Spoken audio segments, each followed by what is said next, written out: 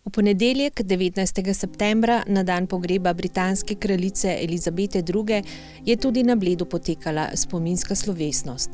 V znak spoštovanja do pobratene občine Henley na Temzi je bila v času pogreba preminule britanske kraljice pred občino Bled spuščena zastava.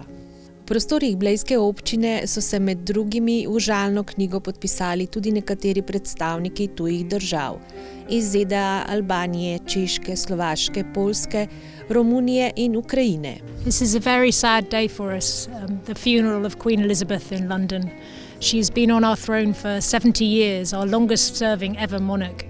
And she wasn't just our queen, but as she described herself, she was the servant of the people. She was very, very deeply loved, and it is a sad day for us. Spominska slovesnost na Bledu je bila pripravljena v sodelovanju s veleposlaništvom Velike Britanije in Severne Irske. Z gospo veleposlanico se že kar nekaj časa poznava in na koncu je Bled eno od dveh občin v Sloveniji sploh pobratena s kakršnokoli britansko občino.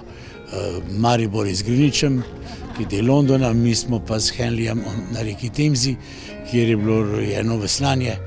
To je nekaj tako kot Wimbledon za tenis.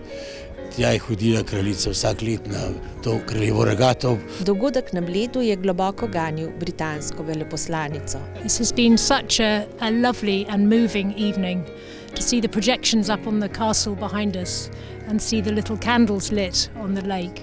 A very, very moving moment in a perfect place. Because King Charles, our new king, visited Bled in 1998.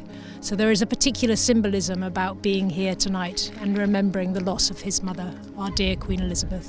Na željo veleposlaništva Združenega kraljestva Velike Britanije in Severne Irske je bila med 20. in 21. uro osvetljena grajska skala. Na jezeru pa je v spomin na preminulo britansko kraljico zagorelo 500 lučk.